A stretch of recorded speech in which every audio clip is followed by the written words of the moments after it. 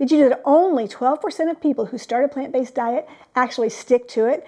If you're thinking about giving up, don't. In this video, I am going to share with you every tip, every idea, every bit of encouragement that I have learned over the last 30 years helping people make the transition to a plant-based diet so that you can stay in that top 12% and you can thrive with lower cholesterol, getting your blood sugar under control, losing weight, having more energy, and just thriving altogether in life. I'll never forget watching the Dr. Oz show way back in the day when Forks Over Knives first came out. Everybody was trying a plant-based diet, so he had his studio audience try a plant-based diet, and after 30 days he had them come back. Then he would say something like, if you failed after the first week, go ahead and sit down. And then he would say, if you failed after the second week, go ahead and sit down. And by the time they got to the 29th day, there was only one lady still standing, and she had a handful of jelly beans on the last day, and he said she failed. But she did not fail. She just wasn't perfect. And that's the problem with the all or nothing mindset. He didn't give them any plan. He didn't give them any recipes or any ideas how to even stick with it. They were set up for failure. The reality is every small improvement you make in your diet counts, and it does help you get stronger and healthier.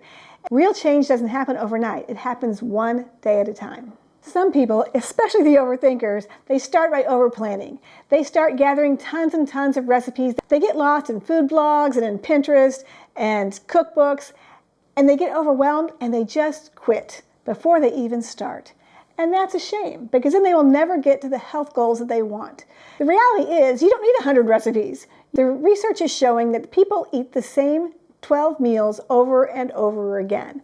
So if you had 12 meals, you can easily transition to a plant-based diet. But we're going to start even slower than that. You only need 3 meals: a breakfast, a lunch, and a dinner.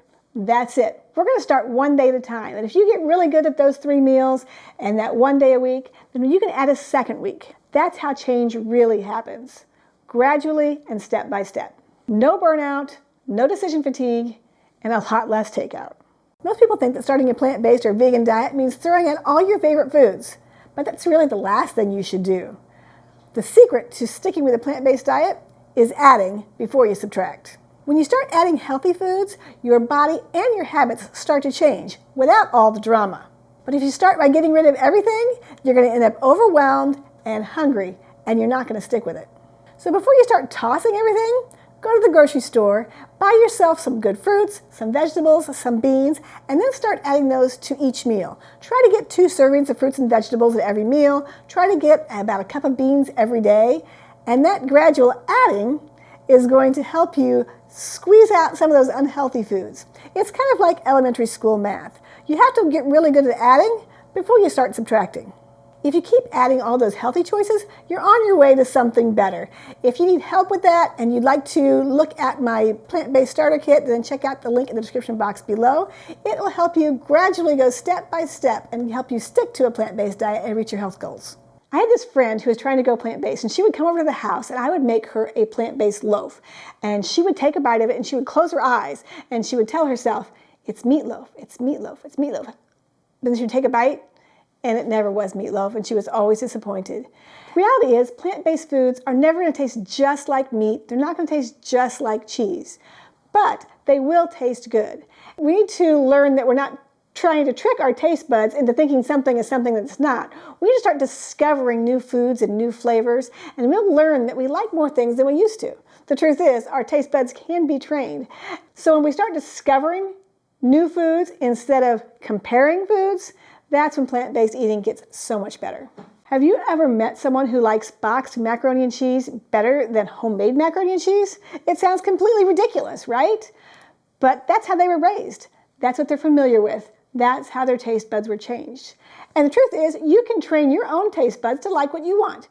Look, if people can learn to like snails, they can surely learn to like broccoli. If you want this plant-based diet to work, you're going to have to retrain your taste buds. So that means instead of saying things like, I don't like broccoli, say, I'm learning to like broccoli. And here's where the science comes in. They say that you have to try something at least 10 or 11 times before you can even start to like it. So you have to keep trying. Don't give up after the first try. Your brain and your body will catch up. And before long, you might catch yourself saying, hey, this tofu tastes fantastic. Healthy eating is easier the more you practice it. If your healthy eating plan falls apart when you get home late from work and you're just too tired to cook, you're not alone. The book Atomic Habits says we should start healthy habits by making them easy. And I was like, well, yeah, duh, if it was easy, I'd already be doing it, right? But that's kind of the point. You have to plan if you want to make it easy. I used to get home from work exhausted, not wanting to cook. Sometimes I'd stop by and pick something up at Taco Bell or grab something out of the freezer. When I started batch cooking, that made everything so much easier. What I like to do on Sundays is make a big pot of soup or a pot of rice and beans that I can eat all during the week. And then I like to chop up my vegetables when I get home from the grocery store, so I don't have to do them during the week as well. So now when I get home, the easy choice is the healthy choice. It's not willpower that's going to get you there. It's by design. You have to make it easy. If it's easy, you'll actually do it. Have you tried a plant-based diet but it just didn't stick? That's what happens when people try to do too much too fast. Most people go all in. They toss everything that's not vegan or not plant-based out of their refrigerator or out of their pantry, and by day 3, they're overwhelmed and hungry. They think they failed. They didn't. They just went too hard too fast. If you want this plant-based thing to stick, don't go cold turkey. Go gradual. Start with one plant-based day a week, and then when that feels easy, do another. That's how real change happens, not through burnout, but through consistency. Small steps might feel slow, but they'll keep you moving forward.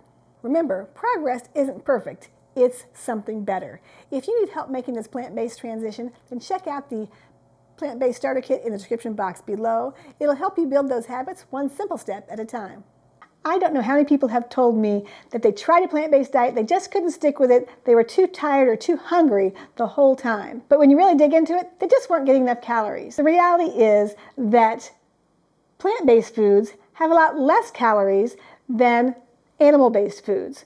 So the solution to the problem is to eat more food, which is really good news for me because I love to eat. You can fill your plate as high as you want with whole foods like vegetables, fruits, grains, beans, and you'll actually maintain a healthy weight or even lose weight. So if you're feeling tired or hungry on a plant-based diet and you're feeling like it's not working, the solution to your problem is probably to eat more food. The minute you tell someone you're going to try to eat more plant-based, get this worried look on their face, and the first thing they ask is, where are you going to get your protein? Nobody cared when you skipped veggies for days, but all of a sudden you skip meat once and they're worried you're wasting away. The truth is, most Americans get too much protein, and plants have plenty of it. Beans, grains, vegetables, nuts, even a potato has 7 grams of protein. Where do you think a cow gets his protein? So next time someone asks you where you're going to get your protein, just say you're going to skip the middleman and get it straight from the plants.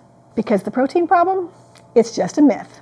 I know someone who went all in a low-carb diet. They lost weight pretty quickly, but they were dizzy, they were exhausted, and they couldn't even play basketball with their friends anymore. So they looked good, but their quality of life, it was tanking. That's not how we were meant to live. Our bodies need carbohydrates to function. The problem is the kind of carbohydrates people are eating. The best carbohydrates come in their natural packaging. Things like beans, vegetables, fruits, whole grains. They come filled with fiber and protein and all those nutrients that keep you energized and your brain working.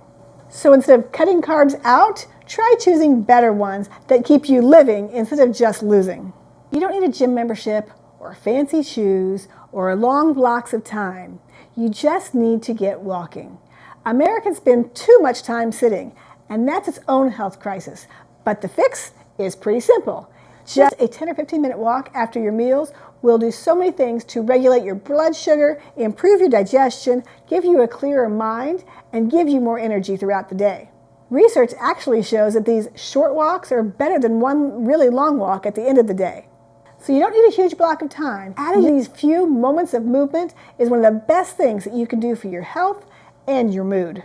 If you're going plant-based or vegan for your health, then most of your foods should be whole foods. Save those vegan burgers and fries for special occasions. It's easy to fall into the trap of eating the fake foods, fake meats, fake cheeses, and packaged foods.